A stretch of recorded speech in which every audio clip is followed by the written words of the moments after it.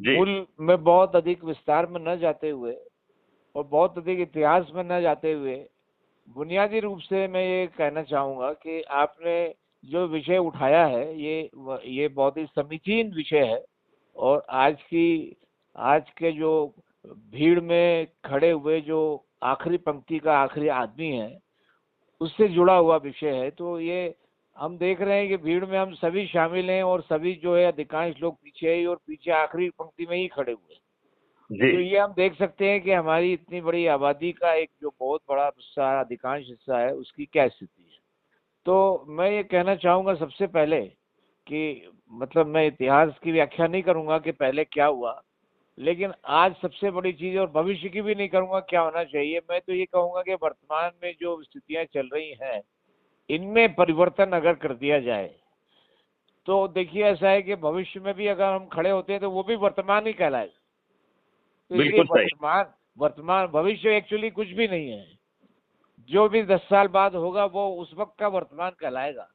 Correct. और आज का 10 साल पहले का जो है वो अतीत हो जाएगा। मतलब अतीत को हमको भुलाना है और वर्तमान की हमें बात नहीं करना है। हमको तो ये बात करना है कि आज हम जिस परिस्थिति से हमें आए, उस परिस्थिति को हम कैसे परिवर्तित करते हैं।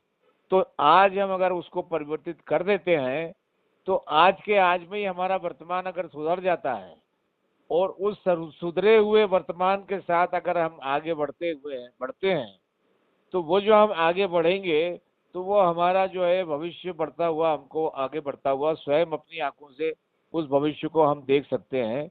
और जब हम उसको देखेंगे तो वो भविष्य नहीं होगा, वो एक्चुअली वर्तमान ही कहलाएगा। बहुत सुंदर, बहुत ही तो सुंदर। एक चीज तो सर ये होती है गुप्त जी, और दूसरी चीज ये होती है कि आपने कहा कि हम इसको जनता के बीच में कैसे ले जाएं। और जी। दूसरी चीज आपने एक बड़ी बुनियादी अच्छी उठाई है कि मीडिया का हम सपोर्ट कैसे ले, क्योंकि मीडिया की जो स्थिति हो गई है आज, वो वर्तमान में हम देखें तो पिछले 20 30 40 साल 50 साल की तुलना में बहुत बहुत भिन्न हो गई है। और अगर हम आजादी के पहले की तुलना में देखें, तो और भी भयानक रूप से भिन्न हो गई है। आपने देखा होगा, आपने भी, हमने राष्ट्रीय आंदोलन का इतिहास पढ़ा है, क्रांतिकारी आंदोलन का इतिहास पढ़ा है, कि उस जमाने में एक क्रांतिकारी या एक आंदोलनकारी जो अंग्रेजों के खिलाफ लड़ता था, भले वो हिंसक रास्ते से लड़ता था या अहिंसक रास्ते से लड़ता था, लेकिन उनका लक्ष्य एक ही था कि स्वतंत्रता प्राप्त करना।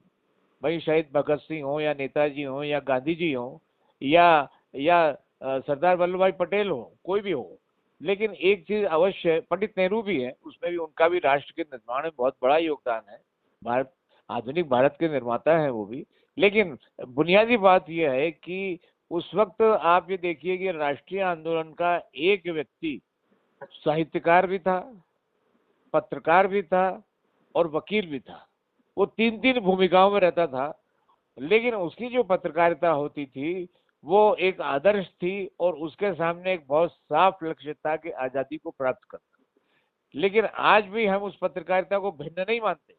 आज हमने, ठीक है, आज हमने वो एक आजादी जो एक लक्ष्य था हमारा, वो उसको प्राप्त भले ही कर लिया हो, लेकिन कई मामलों में अभी भी हम जो अपनी जो यूरोपियन या अंग्रेजों की बनी हुई व्यवस्था है उसके बाहर नहीं आ पाए। जैसे हिंदी है, मैं चाहता हूं कि आपका इस इस आपका जो आंदोलन है, एक बहुत अच्छा आंदोलन आपका, कि जो आप एक एक इतने बड़े मिशन को लेकर निकले हैं। मेरी बहुत शुभकामनाएं हैं कि भारत जो है वो अपराध से मुक्त हो जाए। और जब अपराध से मुक्त हो जाएगा तो उसकी जितनी भी समस्याएं हैं, और सबसे बड़ी समस्या तो जो है आर्थिक होती है और सामाजिक होती है, उन सब से भी वो मुक्त होगा। तो मेरा ऐसा मानना है कि एक जो हमारी एक जो राष्ट्रीयता है, हमारा जो एक राष्ट्रभक्ति है और हमारा जो एक राष्ट्रवाद है, मैं उस राष्ट्रवाद को किसी राजनीतिक विचारधारा से नहीं जोड़ रहा हूँ। राष्ट्र के प्रति अगर हम समर्पित हैं तो वो राष्ट्रवाद है, वो राष्ट्रवाद कहलाएगा। तो राष्ट्रवाद नकारात्मक कभी नहीं हो सकता, और कभी भी वो सांप्रदायिक नहीं हो सकता। राष्ट्रवाद हमारा, जो मैं जिस अर्थों में राष्ट्रवाद को ग्रहित करता हूँ, तो उसमें हमारी सबसे पहले जो है भाषा होती है हिंदी। अब हमारे देश की जो संरचना है, हमारे देश में जो बहुसांस्कृतिकता है, एक बहुत ही कहना चाहिए कि एक बहुत सुंदर क्षेत्र है हमारे राष्ट्र का, जो बहुसंस्कृतिवाद है हमारे यहाँ। उसमें उसमें ये हमारी एक बहुत ही सौभाग्य की बात है कि हम न केवल हिंदी उर्दू, बल्कि हम लोग 15 और भारतीय भाषाओं के धनी हैं। ये धन है हमारा, तो ये भाषा धन है। तो ये सारी चीजों को समेटते हुए, लेकिन हमने एक देश में संपर्क भाषा का विकास किया है। आपको जान के आश्चर्य होगा, आपको पता भी होगा, मैंने एक बहुत विद्वान का भाषण अभी पिछले दिन सुना, तो उन्होंने ये बहुत अच्छी बात कही कि अनेक हिंदी भाषी राज्यों में जो हिंदी भाषा है वो वहां पे प्रथम भाषा के रूप में पहुंच चुकी है। जैसे गुजरात है, कर्नाटक है, वहां पे जो है वो हिंदी, वहां पे मैंने देखा उन राज्यों में लोग, वो या महाराष्ट्र में देखा, लोग अपनी मातृभाषा में बात नहीं कर रहे हैं, वो लोग हिंदी में बात कर रहे हैं। तो इसका मतलब ये है कि और भी नॉर्थ ईस्ट में भी जाएंगे तो ये चीज दिखाई दे रही है।